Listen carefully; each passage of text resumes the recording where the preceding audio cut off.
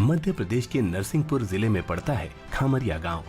इस गांव में रहने वाले ज्यादातर लोग खेती बाड़ी से जुड़े हुए हैं। इनमें से एक है ताराचंद जी, जो आज खामरिया गांव के किसानों के लिए एक नायक हैं। कृषि के प्रति सूझबूझ और ज्ञान ने ताराचंद को दूसरे किसानों से अलग बनाया है। ताराचंद स्थानीय किसानों की समस्याओं को सुनते हैं और उसके लिए बेहतर विकल्प तलाशने की कोशिश करते हैं। सालों तक अर्जित किया हुआ ज्ञान और प्रशिक्षण ही उन्हें दूसरे किसानों से बेहतर बनाता है। ताराचंद स्थानीय गांव के किसानों को जैविक ढंग से की गई खेती के लिए प्रोत्साहित कर रहे हैं। उनका मानना है कि जैविक खेती करने से किसान अधिक लाभ कमा सकता है, साथ ही इससे मिट्टी की गुणवत्ता को पहले से बेहतर बनाया जा सकता है। जो मिट्टी है वो दानेदार हो, चाय पत्ती की तरह मुलायम और दानेदार। कोई पानी हम डालें तो वो सोख ले, जड़ें गहरी तक जाएं, जड़ों में वो राइजोम की गठाने बने। मिट्टी को निकाल करके और ऐसा हम अगर उसको सूंघते हैं तो उसमें सौंधी खुशबू आनी चाहिए। तो ये अगर खेती में आती है तो वो जमीन को सजीव कह सकते हैं, जीवित। ऐसी सजीव मिट्टी में आप जो भी डालोगे बढ़िया उगेगा। दरअसल कुछ सालों पहले खामरिया गांव का किसान खेती करने के लिए भारी मात्रा में रसायन का इस्तेमाल करता था।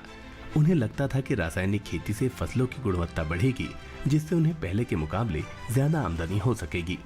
हालांकि रासायनिक खेती का इस्तेमाल करने के बाद भी किसानों को फसलों से उतना लाभ नहीं मिल रहा था जितनी उनकी अपेक्षा थी, और न ही रासायनिक खेती से उनकी आर्थिक स्थिति में कोई सुधार हो सका।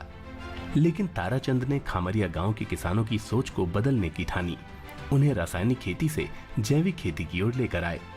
ताराचंद ने अपनी सालों की मेहनत और ज्ञान को गांव के किसानों के साथ साझा किया।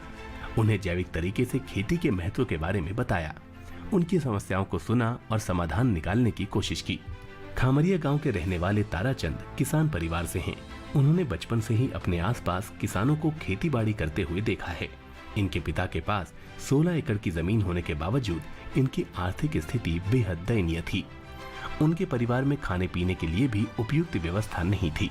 ये हालात सिर्फ ताराचंद के घर के ही नहीं थे, बल्कि गांव के ज्यादातर किसान अपनी बुरी आर्थिक स्थिति से लड़ रहे थे। किसानों की आर्थिक स्थिति को बेहतर बनाने के लिए उन्हें नई तकनीक और बेहतर प्रशिक्षण की आवश्यकता थी। ताराचंद ने जब अपने खेतों और आसपास के खेतों को देखा तो ये जाना कि इतनी खेती होने के बावजूद किसानों की ऐसी दयनीय अवस्था क्यों है। मुझे 5 गांव में काम करना था समग्र ग्राम विकास के लिए, तो वहाँ सैकड़ों किसान मिल गए। तो जैविक खेती का उनके बीच में प्रयोग करता चला गया। प्रयोग किया तो एक ही सीजन में मेरे पास ऐसे ढेरों रिजल्ट आते थे। उनका एनालिसिस भी किया, 1 साल 2 साल 3 साल, तो कौन से नुस्खे ज़्यादा कारगर हैं वो मेरे पास आते चले गए। मैं नरसिंहपुर आकर और यहाँ मैंने काम की शुरुआत किया। शुरुआत मैंने लोगों को जैविक खेती बताने से किया। बताते बताते फिर मुझे ऐसा लगा कि नहीं, खेती ले करके और स्वयं खेती करके लोगों को दिखाएं। तो मैंने यहाँ पर 22 एकड़ लीज पर लिया है खेती। 10 एकड़ में अमरूद लगा हुआ है। मैंने सब्जियों की खेती करके दिखाई, हर पत्ते से लौकी कैसे आती है, कद्दू है, करेला है, ये कैसे ज़्यादा मात्रा में फलता है। आज क्या है कि पूरे नरसिंहपुर ने देश भर के और विदेशों से भी यहाँ किसान आ रहे हैं सीखने के लिए। ताराचंद ने अपनी 12वीं की परीक्षा देने के बाद उन लोगों से मिलना शुरू किया जो उनकी सहायता कर सकते थे। इस दौरान उन्हें चित्रकूट दीनदयाल शोध संस्थान में काम करने का अवसर प्राप्त हुआ।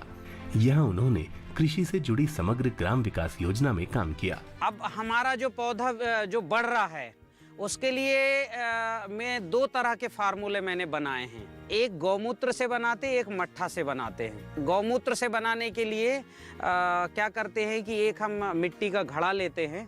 मिट्टी के घड़े में 200-250 ग्राम गोबर और थोड़ा 50 ग्राम गुड़ मिला देते हैं। फिर उसमें नीम, मदार यानी अकौआ और गंजी, इसकी पत्ती लेते हैं 200-250 ग्राम।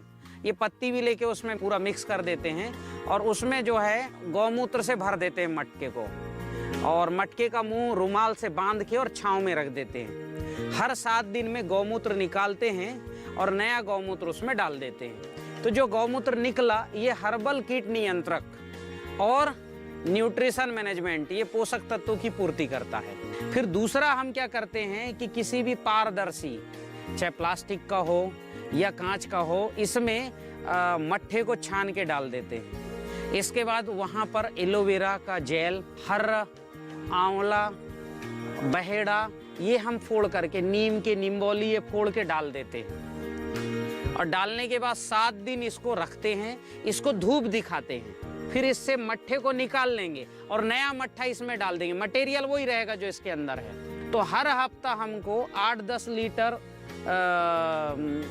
मट्ठे वाला सडरस और मटके से गौमूत्र वाला कीट नियंत्रक दोनों प्राप्त होता है। ताराचंद समग्र ग्राम विकास योजना के तहत 5 गांवों से जुड़े। यहाँ उन्होंने किसानों की समस्याओं को सुना और उनका हल निकालने के लिए अपने अर्जित ज्ञान को साझा किया। यहाँ उन्होंने किसानों को जैविक खेती करने के लिए प्रोत्साहित किया। किसानों ने ताराचंद के बताए जैविक खेती के तरीकों को अपनाया और अपनी फसलों में हो रहे बदलावों को उनसे साझा किया। गोबर का ढेर है, गोबर, पत्ती, चारा, भूसा, ये सबको ट्राली में भर के लाके हम जो है जमीन पे गिरा देंगे और जो थोड़ा ऊंचा ढेर बनता है 3-4 फुट का, उसको फैला देंगे, 2.5 फुट का वो हो। फिर इस पे हम जो है पानी का पूरा घोल डालते हैं, पूरा पानी से पूरा ऊपर तक नीचे भिगा देते हैं। उसके बाद हर हफ्ते सजीव जल, मतलब पंचगव्य और जीवाणुओं का घोल, इसको उसके ऊपर डालते हैं। तो वो गोबर जो है 1.5 महीने में, 45 दिन 50 दिन में पूरी तरह से डिकम्पोज हो जाता है। जैविक खेती करने के लिए इन बातों का ध्यान रखना जरूरी है। सबसे पहले मिट्टी पर उपचार किया जाता है और उसे सजीव बनाया जाता है। सजीव मिट्टी वो मिट्टी होती है जिसमें ऐसे जीवाणु होते हैं जो मिट्टी को उर्वरक बनाते हैं। सजीव मिट्टी को पहचानना बेहद आसान है। अगर सजीव मिट्टी देखने में दानेदार हो और उसे सूंघने पर सौंधी सौंधी खुशबू आए, साथ ही जैसे ही आप सजीव मिट्टी में पानी छोड़ते हैं तो वो पानी को सोख लेगी।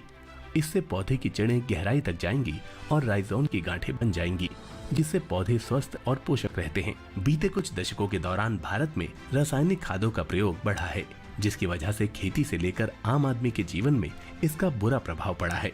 हालांकि किसानों को रासायनिक खेती से उत्पादन में बढ़ोतरी तो मिली है, लेकिन मिट्टी की उर्वरकता पर इसका बुरा प्रभाव पड़ा है। वहीं लोगों को रासायनिक खेती से उत्पन्न हुए खाद्यान्नों से कैंसर जैसी भयानक बीमारियों का सामना करना पड़ रहा है। यही वजह है कि भारत सरकार जैविक खेती को बढ़ावा दे रही है और ज्यादातर किसानों का रुझान जैविक खेती की ओर बढ़ रहा है। इससे उनकी आमदनी भी बढ़ी है और मिट्टी की उर्वरक क्षमता भी बेहतर हो रही है।